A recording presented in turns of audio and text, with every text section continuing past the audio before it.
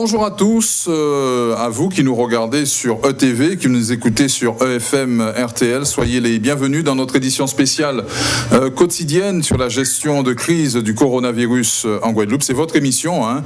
Comme vous le savez, vous pouvez nous appeler au 05 90 32 80 80 pour témoigner, poser vos questions à nos invités ou tout simplement nous dire comment vous vivez cette situation inédite. Notez qu'en deuxième partie d'édition, nous recevrons Valérie Denux, la directrice générale de l'ARS. Auparavant, nous serons en ligne avec le président de région Harry Chalus, mais aussi avec Éric Jalton, le maire des Abîmes et président de Cap Excellence. Éric Jalton qui d'ailleurs est déjà au bout du fil. Bonjour monsieur le maire. Bonjour monsieur Fenderi. Merci de nous faire l'amitié d'être en direct avec nous. Alors, comment cette crise du coronavirus est-elle gérée dans votre ville qui, on le rappelle, est la plus peuplée de l'archipel? Oui, la plus peuplée de l'archipel, oui, la ville des Abîmes, très tôt, bien avant la période d'ailleurs électorale, dès que j'avais perçu à travers les événements en Chine, puis en Italie, que c'était une affaire très très très sérieuse, et que tôt ou tard, cela devait entrer non seulement sous le sol de la République, l'Hexagone, mais sans doute, tôt ou tard, au niveau de la Guadeloupe, dans le cas d'une pandémie.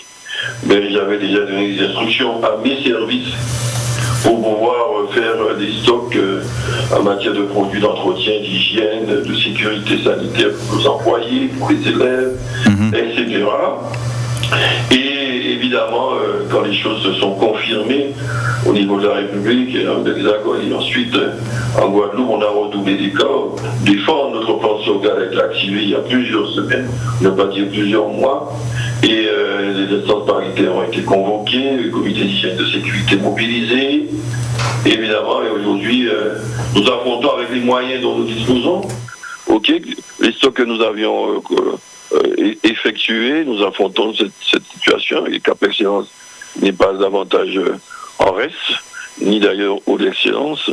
Mais il est évident que nous attendons un concours plus important des autorités de l'État, et c'est là que ma mauvaise surprise, c'est que de constater que l'État n'est pas à la hauteur des enjeux, et que les événements de Chine et puis d'Italie n'ont pas déclenché les réflexes qu'il fallait pour anticiper notamment sur les besoins logistiques, en termes de logistique sanitaire, pour pouvoir protéger dans ce cadre de cette guerre déclarée par le président. Il a raison, j'avais déjà utilisé le mot guerre bien avant, pendant mes conférences électorales, de guerre.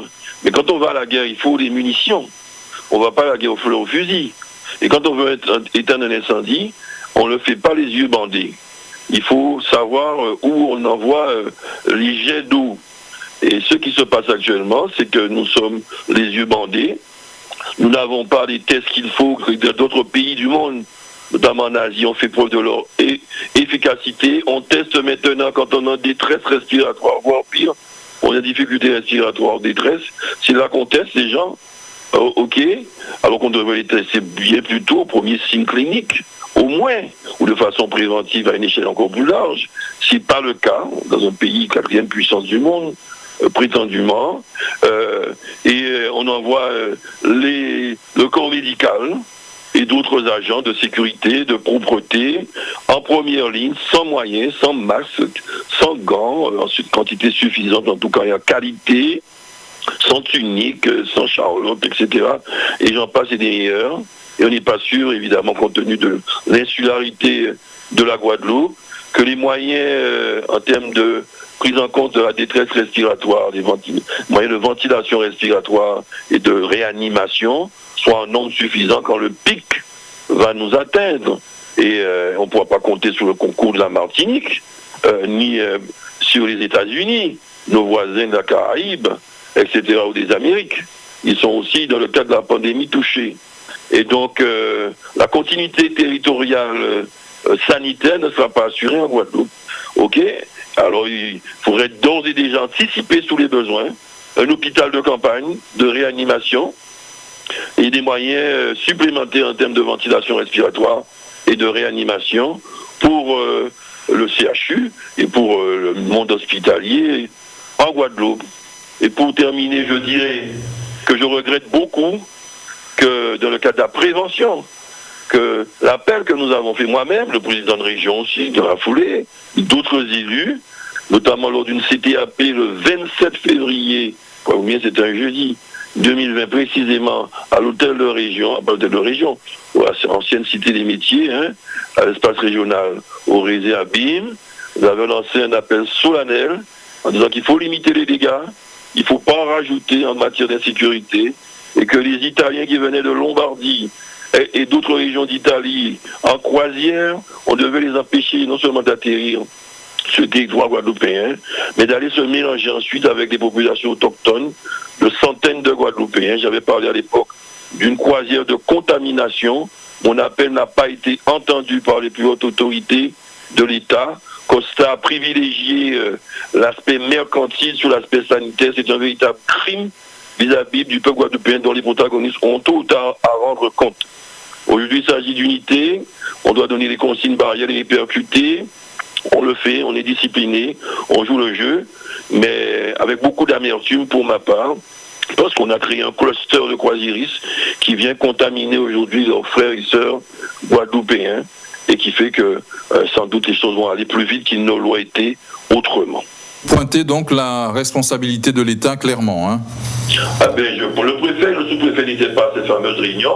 Il y avait un représentant de la préfecture, on devait renfort sympathique, mais qui parlait simplement qu'il faut éviter les évitements, qu'on ne peut pas empêcher aux Italiens de venir par leurs propres moyens, de prendre un Doliprane et d'atterrir et de ne pas avoir de signes de fièvre dont les contrôles, tout ça ne sert à rien, etc. Donc ils ont laissé faire, alors MSC avait supprimé ses croisières, et ils ont laissé faire Costa, et Costa avec des Italiens potentiellement contaminés, parce que les choses étaient avérées que ces régions étaient fortement contaminées, et se sont mélangés aux Guadeloupéens dans des croisières dont on sait que ce sont des lieux de confinement, mais négatifs, puisque confinement propice à l'incubation, c'est des nids d'incubation, les croisières. On a contaminé des centaines de Guadeloupéens aujourd'hui, ils viennent contaminer les autres. Voilà, donc on va avoir comme à Mulhouse, on aura fait nous-mêmes de clusters. C'est un cluster d'évangélistes à Mulhouse. Nous avons notre cluster de croisiéristes. Les choses vont évoluer. Alors j'espère que le confinement, il faut vraiment, tout ça je dis au peuple guadeloupéen, de jouer le jeu pour compenser tout cela, du confinement à outrance, de vraiment limiter au maximum leurs déplacements, ça sert à rien de se déplacer tous les jours, pour aller faire des courses, concentrer une fois par semaine, ou plus pour aller faire les courses, restez chez vous, de grâce restez chez vous, et faites attention aux uns aux autres, gardez une distance 1 mètre, même plus, si on peut, surtout quand on se parle en vis-à-vis, désinfecter les surfaces qui sont touchées un peu régulièrement par les uns et les autres, faites appliquer les gestes barrières et respecter les consignes de confinement et de couvre-feu. Très bien, vous êtes, à vous entendre Alain, très inquiet pour la suite des événements là. Oui, je savais très tôt, j'avais dit jeudi 27, on me parlait, on me citait la grippe saisonnière, tu 10 000 personnes par mois. On verra combien, au bout d'un an, ce coronavirus va tuer. Je savais très tôt que ce coronavirus était dit avait fois plus mortel que la simple grippe saisonnière. Donc il fallait prendre les choses au sérieux. Ce que je disais le 27 février 2020, sans paix prêcher dans le désert, et les choses se sont avérées. J'ai une petite formation médicale qui m'a permis d'appréhender un peu les choses, ok, et qu'il fallait prendre, il n'est pas trop tard pour faire les choses, on peut toujours limiter les dégâts, ok, donc continuons sur des bonnes bases, et anticipons tous les besoins. On a de moyens de réanimation, on a besoin évidemment de masques, etc. Pour les achaussements. Les moyens de réanimation, on en aura besoin. De ventilation artificielle, on en aura besoin. Il faut qu'on en ait, il faut qu'on nous envoie des hôpitaux de campagne. Ces moyens-là doivent venir avant qu'on tombe dans le pic. On doit avoir un maximum de moyens. Il faut anticiper. Le propre d'un homme d'État, de responsable public, c'est d'anticiper. C'est prévenir au mieux que guérir. Très bien. Ok, gouverner, c'est prévoir. Éric Jalton, vous avez souhaité instaurer un couvre-feu aux Abîmes de 20h à 5h du matin, comme à Sainte-Anne et à Pointe-à-Pitre. C'est effectif depuis 2 jours. C'est efficace ? Oui, c'est de plus en plus efficace, puisqu'il y a beaucoup de gens qui notamment profitent pour aller dans des petits bars agréables, on les connaît, ok, ou se grouper entre amis, ou entre compatriotes, de par-ci par-là, c'est tout à fait agréable, mais à cette période, nous sommes en guerre. Et ceux qui, en guerre, il y a des sacrifices. Les choses ne sont pas normales, les choses sont différentes. Et il faut rester chez soi. C'est difficile de rester chez soi, surtout quand on vit en appartement. Vous savez, Anne Frank, en guerre, est restée dans un petit KGB, une juive, hollandaise, elle est restée des semaines, des mois dans un petit KGB. Elle avait le choix soit de rester cachée dans un petit KGB, ou de sortir, se promener, prendre l'air, et être capturé par les SS, et aller des camps de concentration, et c'est ce d'ailleurs qui lui est arrivé, tout en restant confiné.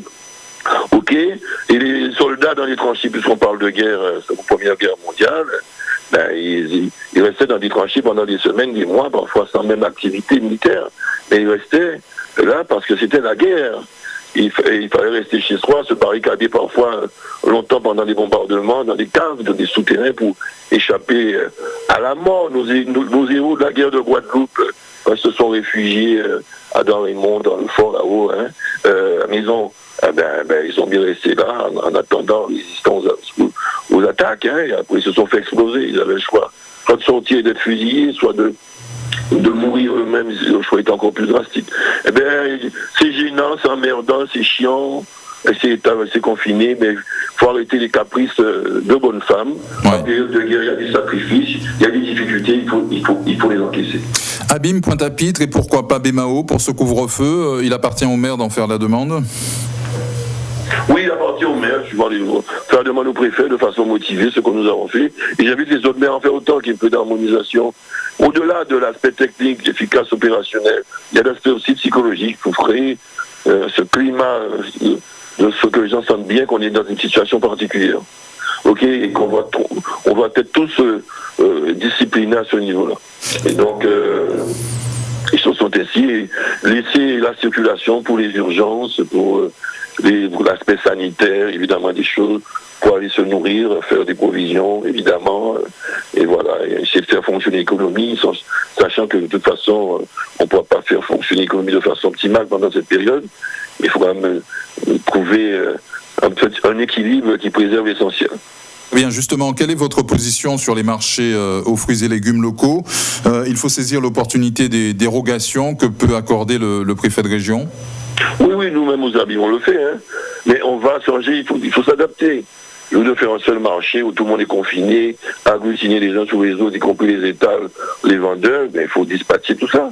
Il faut savoir comme ça permet aux gens de faire moins de déplacements pour avoir accès aux fruits, aux légumes, autres de première nécessité.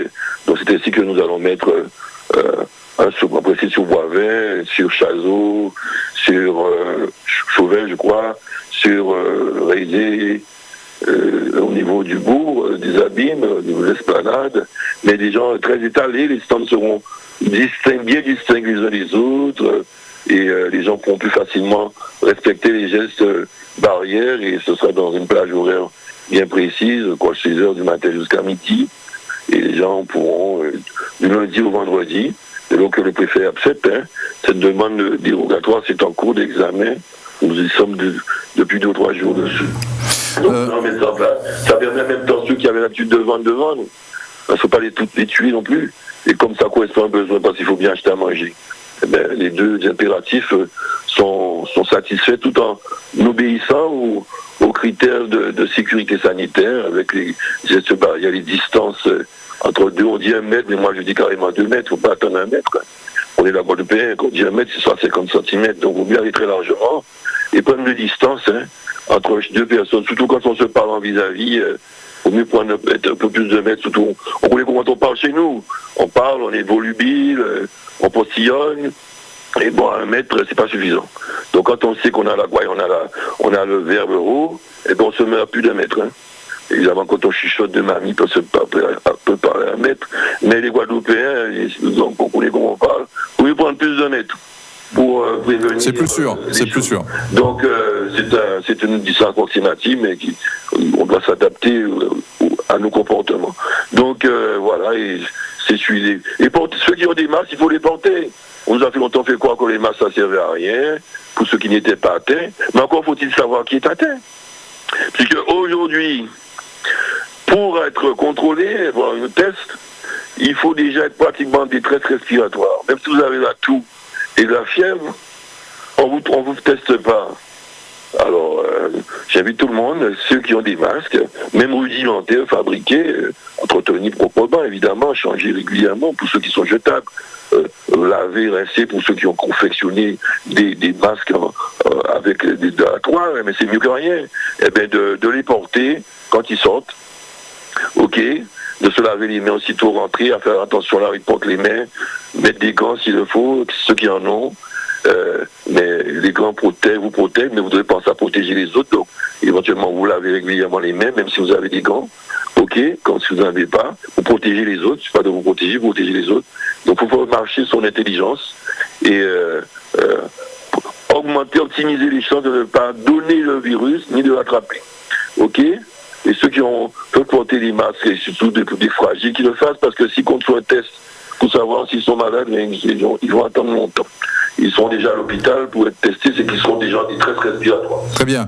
Pendant ce temps, ils portent des lunettes aussi, ceux qui ont leurs lunettes, portez-les. Ou des lunettes de soleil, de tout quoi, ça protège, parce que si ça tombe dans les yeux, c'est kiff, bonnet blanc. Hein. Donc, c'est la bouche, le nez et les yeux qu'il faut particulièrement protéger, les mains, qui sont les vecteurs de diffusion du virus. Pendant ce temps de confinement, comment fonctionne l'administration de la ville des Abîmes et celle de Cap-Excellence, Éric Jalton?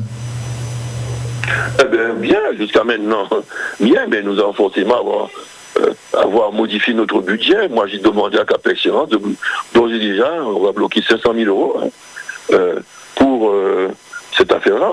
On doit commander plus de 100 000 euros, 160 000 masques qui sont en cours de commande. Sans doute, on aura à commander d'autres matériels de protection, voire des ventilateurs artificiels, etc., de réanimation virale. En tout cas, j'ai bloqué 500 000 euros. Qu'on va prendre sur des fêtes. On ne fera pas de festival de théâtre, de jazz, de carnaval s'il le faut. La priorité, c'est la santé des Guadeloupéens. Et la période très difficile qui nous attend, notre Pâques sera très dramatique et très tragique. Ok. Et donc, si le bon Dieu là-haut peut jeter un œil sur nous, tant mieux. Très bien. Un effort supplémentaire pour payer les fournisseurs, les entreprises qui sont en souffrance Oui, nos fournisseurs seront payés normalement. Et plus rapidement encore. Avec les ordonnances, je crois que tous les trucs sont peut-être ça. Les dispositions vont peut-être assouplies en matière de gestion financière des collectivités. On attend de voir précisément tous ces textes. Oui, il faut payer le plus vite possible nos entreprises, nos fournisseurs, d'autant qu'ils ont un manque à gagner, sans doute avec cette affaire sanitaire, assurément. Donc tout ceci, la responsabilité des collectivités est importante. Elle doit venir modifier peut-être son budget pour pouvoir venir au secours de nos combattants en première ligne, c'est-à-dire les hospitaliers, le corps médical.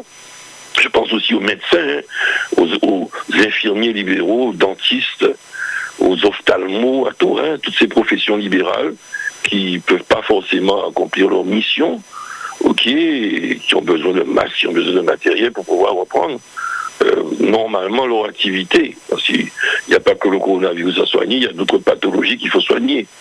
Et donc il faut, et les commandes que nous avons fait de Cap-Excellence sont réservées prioritairement à ces professions libérales, les agents de propreté et de sécurité sur le territoire de Cap-Excellence. J'invite chaque communauté à en faire de même pour pouvoir renforcer le peu que l'État nous donne.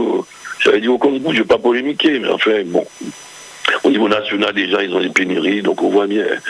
Parce qu'il y a une vieille formule qui dit que quand il y a le feu au château, on ne s'occupe guère des écuries. L'accompagnement des personnes âgées. Nous, les écuries, nous devons nous occuper de nous-mêmes. Très bien. L'accompagnement. Et tout ce qui viendra de l'État sera un bonus au nom de la solidarité nationale qui, je pense, existe encore. L'accompagnement des personnes âgées à l'échelle des Abîmes, le fonctionnement de votre CECAS. Nous n'avons pas de décès, c'est déjà pas mal, ni de cas avérés dans notre EHPAD. Les choses se passent plutôt bien, touchons du bois. Et nous avons mis des dispositions drastiques pour assurer la sécurité sanitaire de nos aînés qui sont dans cette EHPAD de Jérémy Jalton. Et donc, pour l'instant, ça va. Mais c'est vrai que ce sont des milieux très sensibles. Il est important que le personnel personnel, généralement, qui prennent d'extrêmes précautions et qui à la moindre... voilà, là, par exemple, ce personnel devrait pouvoir être testé s'ils ont une petite toux, une petite difficulté, assez facilement, pour qu'ils ne viennent pas travailler dans des conditions suspectes. On ne peut pas le faire, parce qu'on ne peut pas faire de tests pour ceux qui sont en détresse respiratoire, ou même en difficulté respiratoire, on a des exemples. Hein. Quand on appelle, on dit on attend, vous pouvez encore rester chez vous. C'est quand même inquiétant, je ne vais pas polémiquer, mais je vois qu'on est loin de la coupe aux lèvres. Hein. Ok, donc on fait avec, hein. On ne prendra pas de risque, hein, dès que l'agent, même tout saute, hein, il ne viendra pas travailler. Ok, donc on ne prend pas de risque, mais si on avait des tests, ce serait beaucoup plus pratique. Donc on va faire commander des tests aussi, hein, on va faire commander. Tout ce que l'État ne veut pas nous donner, on va faire commander le médicament, le fameux médicament aussi, hein, qu'on a commencé déjà à appliquer en Guadeloupe, il faut le savoir, et que partout officieusement dans les hôpitaux de France. Hein. Le gouvernement nous dit qu'il faut attendre pratiquement d'être en détresse respiratoire pour tester ce médicament qui a déjà fait son preuve dans le monde. Ok. Que vous allez commander de la chloroquine, c'est ça? L'article de la mort pratiquement pour tester un médicament qui aura plus d'efficacité, puisque les spécialistes disent la charge virale est déjà trop importante, et le médicament ce stade-là ne servira à rien. Il faut le tester, il faut le prendre beaucoup plus tôt. Et on a un gouvernement qui encore, il va attendre les résultats parce qu'il faut d'autres laboratoires puissent éventuellement trouver quelque chose avant. Je suspecte que derrière ça, il y a des enjeux financiers, ok, et mercantiles de très mauvais goût. Moi, je le suspecte, mais je ne peux pas en apporter de preuves. Je ne peux pas comprendre qu'autant de précautions soient prises par rapport à des grammes, presque médicaments de la dernière chance pour un certain nombre de patients. Non, moi j'ai du mal à comprendre ce gouvernement en ce moment. Donc vous prenez vos responsabilités, vous allez vous substituer à l'État, autant que faire se peut. Ah non, je n'habite pas, ne prenez pas sous tout gauche. Je ne me substitue pas à l'État, nous en prendre nos responsabilités, mais certainement pas nous substituer à l'État. Très bien, merci. Merci à vous, Éric Jalton, d'avoir répondu en direct à nos questions. On est plus là pour aider l'État. On aide davantage l'État qu'autre chose. C'est pas se substituer à l'État. Mais si j'ai bien compris, ça sera ma dernière question, vous irez jusqu'à acheter de la chloroquine, c'est ça? Ah ben s'il le faut, oui. Mais l'État a autorisé l'utilisation de la chloroquine. C'est autorisé. Oui. Mais il n'y a pas les stocks suffisants. C'est autorisé, donc certains hôpitaux de France vont bénéficier, et nous, on n'aura rien. On va en avoir un décalage. C'est ça la réalité. Quand il y a le feu au château, on se préoccupe guère des écuries. Alors nous, on va leur faire en sorte que les écuries soient aussi alimentées, soient aussi protégées, et qu'on combatte l'incendie dans les écuries. Donc on est là pour ça. Il faut qu'on ait des tests, il faut qu'on ait le médicament, ce fameux médicament. Il faut qu'on ait des masques, et non pas des masques pourris, périmés. Il faut qu'on ait des charlottes, il faut qu'on ait des blouses, il faut qu'on ait tout ce qu'il faut pour affronter la bête immonde Covid-19 qui vient en ordre serré nous envahir en Guadeloupe. Merci Éric Jalton d'avoir répondu en direct à nos questions dans cette édition spéciale. Merci beaucoup Monsieur le maire et Monsieur le président de Cap Excellence. Hier, le président de région Henri Chalus a remis des masques de protection à des infirmières libérales. Le reportage de Marius Mathieu. Ce mercredi midi au Rézé, la région procédait à une remise de matériel sanitaire destiné au personnel soignant sur le territoire. Un geste entendu par certaines infirmières libérales venues faire le déplacement. La profession dénonce un manque cruel de matériel de protection. Vous voyez ce que j'ai sur moi? Ça, c'est moi qui me les suis payé. Les lunettes, ce sont des lunettes de protection. Les masques qu'on nous délivre en pharmacie, c'est 18. Imaginez-vous le nombre de patients qu'on a à voir 2 fois par jour avec 18 masques. Je vous laisse faire le calcul. 4000 masques, des centaines de gants et plusieurs flacons de solutions hydroalcooliques ont été remises aux représentants des médecins et infirmiers. Ces produits collectés dans des cantines de lycées notamment accordent un sursis supplémentaire à ceux qui pourront en bénéficier. Il y a un appel au secours qui a été lancé par les collègues et le président Charles a entendu et il nous a appelé rapidement pour venir récupérer des masques qu'ils avaient pour mettre à disposition de la population. Il n'y en a pas pour tout le monde, mais c'est un geste qui est important. C'est un geste qu'on apprécie énormément, que les collègues ça soulage. Parce que quand vous allez près de votre patient et que le patient même vous voit arriver sans masque, c'est traumatisant même pour lui. Face à la pandémie de coronavirus, la région dit vouloir tout mettre en œuvre pour la santé des Guadeloupéens. 200 000 masques supplémentaires ont ainsi été commandés. On parle souvent effectivement de personnel soignant, mais nous avons aussi les gendarmes, les policiers, les pompiers qui vont sur le terrain, qu'il faut aussi accompagner parce qu'à avoir des masques, à avoir des gants. Il y a des contrôles qui se font. Il y a aussi du personnel dans les collectivités qui travaillent, des éboueurs, toutes ces personnes. Il y a beaucoup de personnes à accompagner, c'est pour cette raison que nous avons commandé ces 200 000 masques. J'espère que d'ici 3-4 jours, nous pourrons les avoir. Nous savons que c'est très difficile parce qu'il n'y a pas d'avion, mais nous essayons de faire le maximum pour faire entrer en Guadeloupe ces masques rapidement. J'ai même aussi, et Mme Borel et moi, nous avons écrit au Premier ministre de manière à mettre en place des masques, des appareils de respiration pour le CHU. J'ai envoyé des messages aussi pour pouvoir demander à ce qu'il y ait des appareils, une vingtaine d'appareils de respiration pour le CHU, car il semblerait qu'il y a plus d'une dizaine de jeunes de moins de 40 ans qui sont au CHU. Donc on aura besoin de ce matériel pour pouvoir soigner les Guadeloupéens. Ce mercredi, la Guadeloupe compte 76 cas confirmés de coronavirus sur son territoire. Les autorités appellent plus que jamais à respecter les mesures de confinement. Le président de région, Henri Chalus, qui est en direct avec nous dans cette édition spéciale. Bonjour, président. Oui, bonjour, je vous entends très loin. Mais nous, on vous entend très bien. On va pouvoir y aller. C'est bien alors. Nous sommes dans la deuxième semaine de confinement. De votre point de vue, cette crise du coronavirus est bien gérée en Guadeloupe, en dépit des critiques? Je fais confiance quand même à tous les professionnels, à tous ceux qui sont en charge de la sécurité des Guadeloupéens. Mais ce qui est important, comme nous le disons, c'est de rester confiné. C'est le plus important. Rester confiné, rester chez soi. Je pense qu'on voit encore trop souvent trop de monde sur les routes, dans les hypermarchés. Je pense qu'il faudrait qu'on puisse s'organiser pour faire nos courses une fois par semaine, mais pas tous les jours. Il y a des gens qui se déplacent tous les jours pour un rien et qui ne mesurent pas la gravité de la situation. Il faut généraliser le couvre-feu. Pourquoi pas, ça peut être une bonne chose pour la santé des Guadeloupéens, comme je l'ai répété à plusieurs reprises. La santé des Guadeloupéens, c'est ma préoccupation. Donc si on peut généraliser le couvre-feu pour toute la Guadeloupe, pourquoi pas?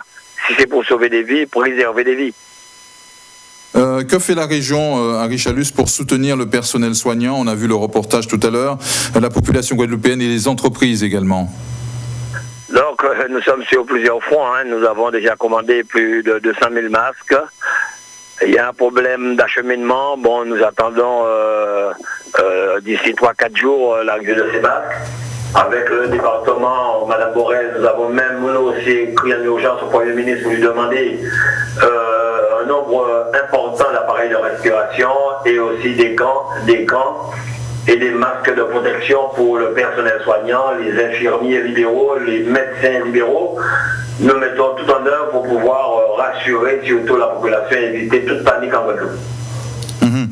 Les entreprises se plaignent des ardoises des collectivités qui payent avec trop de retard. Que leur dites-vous? Mais moi, je ne peux pas dire beaucoup de choses. Vous connaissez la situation des communes en Guadeloupe, des collectivités. Nous, à notre niveau, on fait le maximum. Nous n'avons plus de retard. Nous sommes en train de liquider tout ce que nous avions en retard. Au niveau de Guadeloupe Formation, même, c'est 7 millions qui sont en train d'être liquidés pour les factures que nous avions en retard.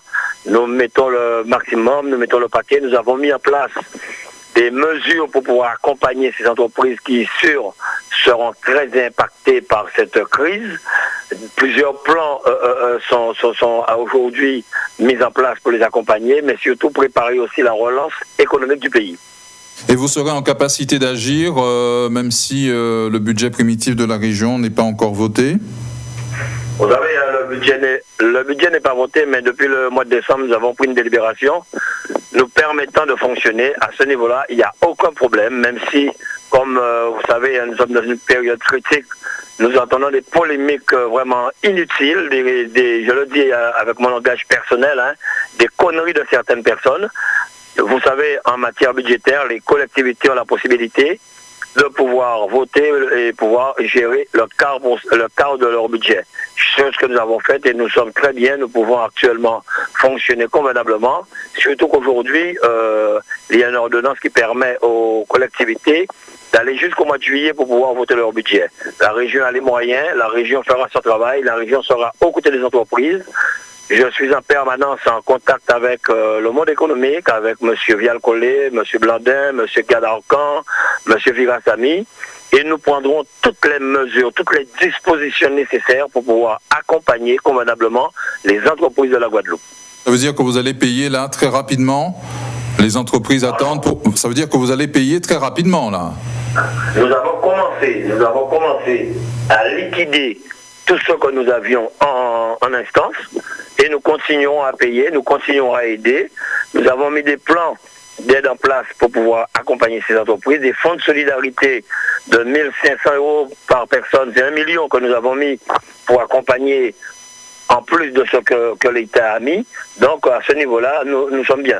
Et nous avons aussi demandé au ministre de l'Agriculture un assouplissement des aides des fonds européens, notamment pour accompagner les pêcheurs, les agriculteurs. Nous avons 8 millions de disponibles jusqu'à 2023. Donc si on peut utiliser ces 8 millions, même 3-4 millions avant l'heure, nous le ferons. Pour l'eau, le dossier de l'eau, nous le voyons, c'est la double peine. En pleine crise du coronavirus, on doit gérer aussi les coupures d'eau et la sécheresse qui arrive. Eh bien oui, hein, mais vous savez, hein, actuellement, il faut qu'on soit réaliste, hein, on doit faire avec. Il y a des entreprises qui continuent le travail en prenant les mesures de sécurité sur le plan que nous avons mis en place. C'est vrai qu'il y a eu des casses, il y a eu le feu, je crois, dans une station qui a été réparée. Mais maintenant, c'est une forme de solidarité qu'on doit avoir. C'est un moment difficile à passer, c'est une épreuve que nous devons passer ensemble et il faudrait que nous puissions le faire ensemble. En ces circonstances, qu'attendez-vous de l'État ? Bien que l'État fasse son travail, hein. La santé c'est une mesure régalienne, que l'État prenne toutes les dispositions, mais en collaboration avec les élus, comme je l'ai toujours dit. J'avais demandé depuis le 27 février, nous avions en collaboration avec l'ARS, l'État, le département, les EPCI, demander à mettre en place un comité de suivi de manière à ce que nous puissions travailler ensemble, prendre des mesures concertées ensemble, prendre les décisions pour que nous puissions rassurer notre population. Et aujourd'hui, je le dis, hein, que l'État fasse son travail, donner les moyens en urgence au CHU de manière à ce que le CHU puisse répondre à cette crise, mais aussi les infirmiers libéraux, les médecins. Nous avons aussi, on n'en parle pas souvent, les gendarmes, les forces de l'ordre, la police, les pompiers. Nous avons nos éboueurs, toutes ces personnes méritent d'être accompagnées, mais ont besoin de masques, de gants, les pompes funèbres aussi. Donc il faudrait qu'on puisse vraiment rassurer ces personnes, les accompagner, les aider. Ce comité de suivi auquel vous faisiez allusion à l'instant, il est effectif ou pas ? Actuellement, ça fonctionne, surtout par visioconférence, mais je pense qu'on a perdu un peu de temps. Et de la population guadeloupéenne, qu'attendez-vous ? Eh bien, que la population puisse être solidaire d'abord. C'est la solidarité qui nous permettra de vaincre cette maladie. Que nous puissions rester chez nous, comme je le dis. Ne pas sortir inutilement, ne pas prendre de risques inutilement. Je vois des gens encore sur les routes, déjà aller faire du sport, aller sur plus d'un kilomètre, 2, 3, 4 kilomètres. Il faut éviter cela. Si on n'a pas à sortir, c'est pas la peine de sortir. Que nous puissions appeler nos grands-parents, nos aînés qui sont seuls, qui sont isolés. Nous avons mis en place un plan de solidarité avec les Gloire-Fort, les EPCI, de manière à livrer des fruits et légumes locaux et frais une fois par semaine pour accompagner ces personnes. Nous continuons à le faire et nous allons l'étendre à un autre public. Nous sommes en train actuellement de gérer avec l'État, avec la préfecture, avec M. De Souza et M. Moss, les deux responsables du marché de Goudeliane, une possibilité de pouvoir liquider leur récolte 2 fois par semaine entre 8h et 12h, mais en mettant en place toutes les mesures de sécurité, parce que j'ai entendu tellement de choses, mais demain, s'il y a un problème, on entendra dire, ouais, si on pas de baillot et autorisation, si on pas des safettes, pas des animaux. Donc, il faut mettre toutes les mesures de sécurité en place de manière à pouvoir sécuriser et protéger la santé des Guadeloupéens. Vous êtes pour l'établissement d'un couvre-feu à Bémao? Je sais que le maire est en train de travailler dessus. Très bien. Le président de la République a annoncé hier donc l'envoi du porte-hélicoptère la Jeanne d'Arc dans notre région pour les DFA. Comment vous voyez l'organisation de cette affaire? Bon, je ne peux pas parler d'organisation, c'est une mesure supplémentaire. Ce porte-avions dispose, je crois, d'une bonne vingtaine d'appareils de respiration, des lits médicalisés. Au cas où si nous avons une montée en puissance du Covid-19, peut-être que ce porte-avions sera à notre disposition et aussi à la Martinique. Mais comme je le dis, le plus important, c'est que nous ayons au niveau du CHU le matériel nécessaire pour que le personnel soignant puisse faire son travail dans les meilleures conditions. Nous avons même aussi prévu d'autres sites au cas où nous avons une augmentation de personnes contaminées ou infectées. Donc, nous travaillons dessus en collaboration avec le CHU et le personnel soignant. Ces autres sites, ça pourrait être des hôtels, c'est ça? Ça peut être aussi, nous avons plus de 50 chambres au niveau du CREPS, nous avons une cuisine, il y a le CREPS, il y a des hôtels, c'est une situation grave, c'est une situation importante. Nous prendrons les mesures adéquates avec les personnes concernées pour pouvoir répondre et soigner les Guadeloupéens. Très bien, merci Président Henri Chalus d'avoir répondu en direct. Merci à vous, mais j'aimerais encore le répéter, dire aux Guadeloupéens de ne pas sortir. C'est vraiment le seul médicament actuellement contre le Covid-19. Plus nous serons confinés, moins il y aura des personnes contaminées, parce qu'on ne se rend pas compte qu'à un certain moment, on se déplace, on peut toucher une poignée de porte, on peut toucher une barre, même marcher sur des salives contaminées, ramener cela chez nous. Il faudrait qu'on fasse attention. Quand nous faisons des courses aussi pareilles, il faut laver les produits achetés ou bien les laisser au moins 24 heures dans les voitures, nettoyer à l'alcool. On ne sait pas à quel moment qu'on peut ramener une merde chez nous. Donc il faudrait qu'on soit très vigilant et que nous prenions toutes les précautions nécessaires pour pouvoir éviter une augmentation de cette contamination en Guadeloupe. On peut le faire si on le veut, mais comme je le dis, il faut qu'on soit solidaire. Et c'est cette solidarité qui nous permettra de pouvoir réussir ensemble. Arrêtez de dire n'importe quoi. J'ai même vu qu'ils ont mis que j'étais sur les réseaux sociaux très malade, couché, infecté du coronavirus. Il faut qu'on arrête parce qu'on blesse des gens, on blesse nos familles. J'ai vu la même chose pour d'autres personnes, il faut qu'on arrête. Il faut nous arrêter des bêtises en pays là ça, arrêter des conneries en pays là ça. Aujourd'hui, c'est une forme de solidarité, d'entraide que nous avons besoin pour pouvoir avancer ensemble, pour pouvoir combattre ce Covid-19. Donc, il faut nous arrêter des bêtises en pays là ça. Voilà. Merci, Président Chalus, merci encore. À vous, et bon courage à vous aussi. Merci à vous. Aussi de vous. Tout à fait. Merci beaucoup, Président Henri Chalus. Je pense à la Guadeloupe. Parfait. J'espère que votre message a été entendu. Nous tâcherons d'ici quelques instants de joindre Jacob Desvarieux, qui a aussi été victime d'une fake news concernant son état de santé. Nous l'aurons en ligne d'ici quelques instants. Je vous précise également que nous attendons dans nos studios de TV et de FM RTL, justement, elle est en train d'arriver, Valérie Denux, la directrice générale de l'ARS, l'agence régionale de santé. Elle sera donc avec nous d'ici quelques instants.